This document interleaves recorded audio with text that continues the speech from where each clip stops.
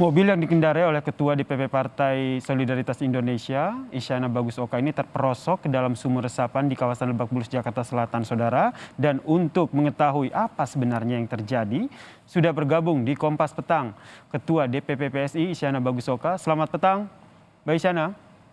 Selamat petang Mas Yasir. Mbak Isyana, kalau kita lihat yang Anda posting videonya sempat viral di media sosial, bisa diceritakan kepada kami apa sebenarnya yang terjadi? Ya, seperti yang tadi sudah ditampilkan juga oleh Kompas TV, kejadiannya betul, memang waktu itu terjadi di dekat rumah saya. Dan saya pada saat itu tidak ikut pada saat kejadian, itu di Rabu siang sekitar pukul 12 siang. Waktu itu driver saya hendak membeli makan siang dengan menggunakan mobil, kemudian dia juga menuju lokasi kejadian gitu ya. Nah, sebenarnya lokasi kejadian ini merupakan jalan utama untuk masuk ke sebuah apartemen di dekat rumah saya. Namun sekarang posisinya jalan itu ditutup oleh portal. Jadi sebenarnya bukan jalan buntu, tapi jalan yang cukup besar di situ. Seingat saya mulai ditutup itu sekitar awal pandemi. Dan di belakang portal itu, posisinya itu langsung terhubung dengan Jalan Lebak Bulus 1, yang juga bisa dibilang menjadi salah satu jalan utama di kawasan Lebak Bulus ya. Nah, di belakang portal juga ada beberapa pedagang makanan. Mereka berjualan di sana, ada pedagang kopi juga. Nah, driver saya itu ingin beli makan siang di sana. Selesai membeli makanan, kemudian driver saya putar balik kembali ke dalam kompleks. Dan bukan bolak-balik ya, di atas sumur resapan. Nah, pada saat melintas di atas sumur resapan itu, kecepatannya juga tidak ngebut-ngebut begitu ya, melainkan dengan kecepatan rendah. Tiba-tiba pada saat melintas, roda kanan belakang mobilnya itu kejeblos di proyek lubang sumur resapan yang sudah selesai dikerjakan.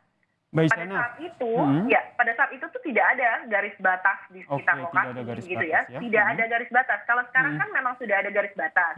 Itu diletakkannya setelah kejadian terjadi. Oke, berarti memang betul kondisinya setelah itu ya driver saya meminta tolong untuk yang ada di sekitar kejadian. Kebetulan ada yang Om Arnold yang tetangga kompleks saya juga, untuk membantu sekaligus sama ada satu orang lagi untuk bantu angkat. Dan akhirnya mobilnya jalan lagi. Baik, kalau kita lihat dari visual ini, berarti memang itu sudah diaspal begitu ya, di atas area sumur resapan itu, sehingga memang tidak terlihat bahwa di situ ada sumur resapan, sehingga saat mobil Mbak Isyana melintas, jeblos begitu ya? Iya, betul begitu ya? Betul. Oke. Jadi ya siapapun yang melintas sih tidak mungkin akan tidak menyangka kalau di situ ada sumur resapan ya? Tidak akan menduga kalau misalnya mobilnya juga akan jeblos gitu ya Mas Yasir ya. Karena ya siapa juga yang mau mobilnya terjadi seperti itu gitu. Kemudian seberapa parah kerusakan mobilnya Mbak? Sampai saat ini sih tidak terlihat ada kerusakan yang berarti, tapi saya juga minta untuk dibawa ke bengkel ya, untuk diperiksa. Mudah-mudahan sih tidak ada kerusakan yang di bagian dalam ataupun yang tidak terlihat. Namun sebetulnya yang saya lebih khawatirkan itu adalah bagaimana dengan kondisi sumur-sumur resapan lain. Apakah kondisinya sama seperti itu? Ini sekarang kan juga sedang ditampilkan di layar ya.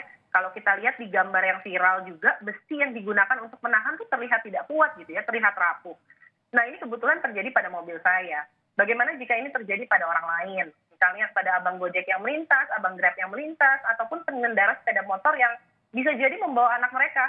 Bisa jadi dampaknya bisa fatal ini. Jadi jangan sampai ada korban-korban lain dari sumur-sumur resapan yang memang kalau saya lihat bermula dari perencanaannya juga sendiri tidak matang, eksekusinya juga tidak baik. Baik, kemudian yang juga menjadi sorotan adalah Lurah Lebak Bulus sendiri menyatakan bahwa ada mobil yang sempat bolak-balik melintas di lokasi sumur resapan tersebut sebelum kejadian. Kemudian belakangan juga ditanggapi oleh Ketua DPW PSI, Bang Michael Sianipar, yang menganggap bahwa lurah tersebut menuduh ternyata mobil itu bertujuan merusak sumur resapan. Tanggapan Anda seperti apa? Saya sebetulnya nggak tahu ya apa yang terjadi sehingga Pak Lurah mengeluarkan pernyataan seperti itu. Karena sebagai pejabat publik tentunya harus berhati-hati ya dalam mengeluarkan pernyataan. Yang jelas buat apa mobil saya bolak-balik di atas sumur resapan? Tidak mungkin sama sekali. Dan jika kemudian ada pembelaan dari Pak Lurah yang kemudian mengatakan bukan spesifik kepada mobil saya yang bolak-balik, tapi persepsi yang terbentuk adalah bahwa mobil saya yang bolak-balik, dan itu sama sekali tidak benar. Kemudian saya juga menyayangkan juga pernyataan yang saya baca di media bahwa dikatakan warga yang mengangkat tanda garis batas dari lokasi, itu juga tidak benar. Saya baca betul di kompas.com bahwa pihak kontraktor sudah mengakui bahwa saat kejadian garis batas itu tidak terpasang. Jadi harus berhati-hati dalam mengeluarkan pernyataan, apalagi jika memang tidak melihat langsung kejadiannya, bisa jadi untuk melihat langsung. Baik. Dan mungkin juga Pak Anies bisa ingin melihat langsung juga lokasi kejadian, bagaimana kondisi-kondisi proyek-proyek sumur-sumur resapan yang ada di Jakarta saat ini. Sebelumnya selain juga yang sumur resapan yang membuat mobil saya kejeblos, kita juga lihat tadi digambar di Kompas TV juga ditayangkan bagaimana jalanan kemudian menjadi bergelombang, tidak rata, jalanan-jalanan yang sebetulnya sudah dalam kondisi baik-baik saja setelah dilakukan proyek sumur resapan ini, kemudian jalannya menjadi bergelombang dan tidak nyaman untuk dilintasi dan bisa saja menyebabkan kecelakaan dan korban yang lain. Tentu saja kita berharap ini tidak terjadi ya di korban lain seperti yang dialami oleh Mbak Isyana. Dari kejadian ini, apa yang Mbak Isyana menjadi catatan Mbak Isyana terkait dengan pembangunan sumur resapan yang tengah berlangsung di DKI Jakarta? Ya, yang jelas kalau catatan, kalau sebagai korban sih tentu saja kita berharap betul-betul tidak ada lagi korban-korban lain dengan sumur resapan itu sendiri. Tapi karena kebetulan memang saya ada di PSI juga, mudah-mudahan tidak ada korban-korban lain yang nantinya tidak mendapatkan pemberitaan yang serupa begitu ya, karena kebetulan saya di PSI kemudian ada pemberitaan. Nah, sejak awal teman-teman PSI Jakarta juga sejak awal itu sudah mempertanyakan tentang efektivitas dari program sumur resapan ini. Karena jika dikatakan untuk menangani banjir, bisa jadi yang lebih dikedepankan adalah program-program seperti normalisasi sungai, seperti yang dilakukan pada saat Pak Jokowi menjadi Gubernur DKI Jakarta. Apalagi program sumur resapan ini kita ketahui ternyata pelaksanaannya di lapangan juga seperti ini. Jadi bisa dipertanyakan lagi apakah memang betul-betul diperlukan untuk melakukan program-program sumur resapan ini, dan jika dilakukan pelaksanaannya betul-betul harus dilakukan dengan baik dan kemudian harus jangan sampai kemudian menimbulkan korban.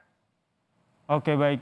Terima kasih Ketua DPP PSI Isyana Bagusoka telah berbagi informasi terkait dengan kerusakan mobil yang terjadi akibat kecelakaan saat melintas di proyek pembuatan sumur resapan. Kita berharap ini tidak terjadi lagi, apalagi sampai memakan korban jiwa atau korban luka ya. Sekali lagi terima kasih. Sehat selalu.